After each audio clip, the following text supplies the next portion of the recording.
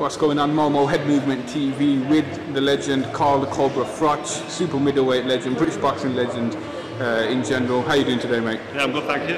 Yeah, so Dillian Whyte versus Joseph Parker on the weekend. Quick prediction and breakdown, please. Well, it's a good fight for a start. Looking forward to it. I think both fighters are quite evenly matched. We don't know if Dillian Whyte's good enough to operate at world level, and we're going to find out in this one if he belongs there. Joseph Parker will certainly tell us that, because he's obviously mixed at world level. We all know about the AJ loss, but we can't judge him too much on the AJ loss, because AJ was very good that night and shutting out Parker. I mean, the Klitschko performance was good, exciting, and he got put over, he got off the canvas to win.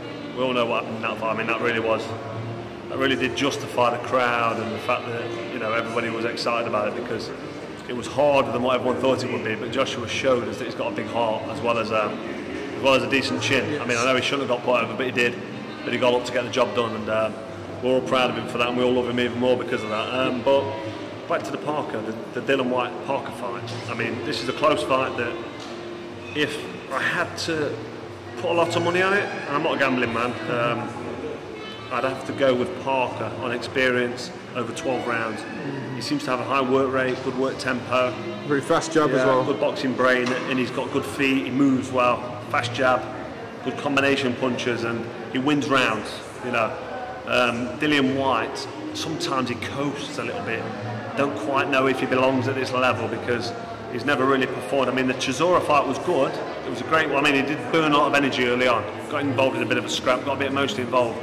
But in the championships rounds, for me, it looked like he was fading a bit. It looked like he was slowing down, and that kind of, you know, when it's cumbersome late on, I do think to myself, right, can he compete at world level in the championship rounds? And we don't know yet. In all honesty, we don't know. But he's getting better. He's more mature. Physically, he's maturing.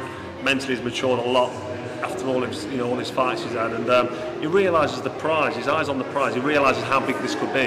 This could potentially set up a rematch with Joshua in the future. So, you know, he's very motivated. So, you know, there's a lot of attributes in Dillian Whyte's favour to say, you know what, he might just close the gap with Parker, land some big heavy shots, hurt him, and maybe get him out of there. Or if it goes a distance, there's no reason to say he won't win on points. But I just think, looking at everything on paper and look at what I've seen in the past up until this point now, I just think that Joseph Parker, it edges the fight for me.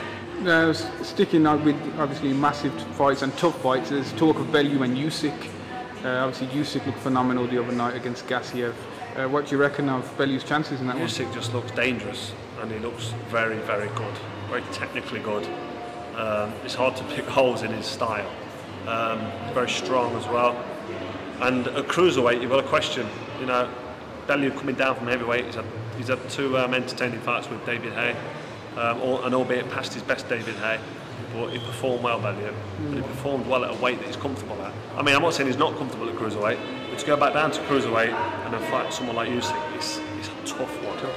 I don't know. I mean, it's a big fight. Yeah, I think he'd have to take risks. I think Gassiev showed decent heart, but he weren't willing to punch at the same time to not get knocked out.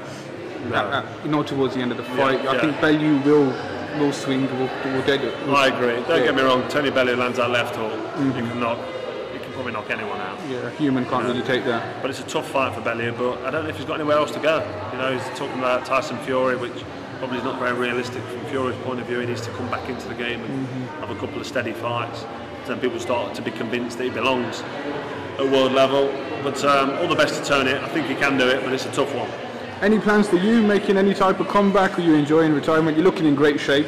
No, I'm always do. So yeah, nice one. I'm naturally quite slim, to be honest. I play a lot of tennis as well with my older brother, very competitive, and I'm on the golf course a lot with my son. I'm lifting a few weights, but I've always been quite slim naturally. I come from Polish genes. My grandparents come over from Poland in World War II. That probably explains the granite chin. A very tough race, the Poles. And my granddad's tall and slim, my auntie's an uncle, and my dad's 6'2" and very slim and strong. So that's just how I'm built. But I don't overindulge in anything. I don't really drink much. I don't overeat. I'm very careful with my diet. And I play a lot of sports. I play tennis almost every day with my brother. I'm in the gym a lot. I don't do any boxing, I don't do any punching, I don't intend to. So to answer your question, there's no comeback. Now, have you not thought about going into any type of training, coaching, promoting, or? You know what, I spent my whole life in gyms, and now I want to go into a boxing gym. Yeah, you're sick of it now? It's like, I don't know, I'm not sick of it, because I take my son down to the amateur gym and I do a bit of pads with him. I enjoy it, but I don't love it. I like being on the golf course outside, I like playing tennis, doing something different. I spent my whole life in boxing gyms. And as soon as I retired, I sort of walked away from the game. I like working for Sky Sports, I like sitting ringside, talking about the fight and giving my input, and hopefully the fans appreciate what I've got to say. But other than that, that's the most involvement I want to play in boxing, because it's a tough sport business-wise as well as competitive. So that is absolutely perfect. We are Momo Head Movement TV with British legend Carl Froch. I should say legend in general. Yeah, Carl Froch, the legend. Ahead of Dillian Whyte versus Joseph Parker. Thank you very much, and I'll see you soon, my friend.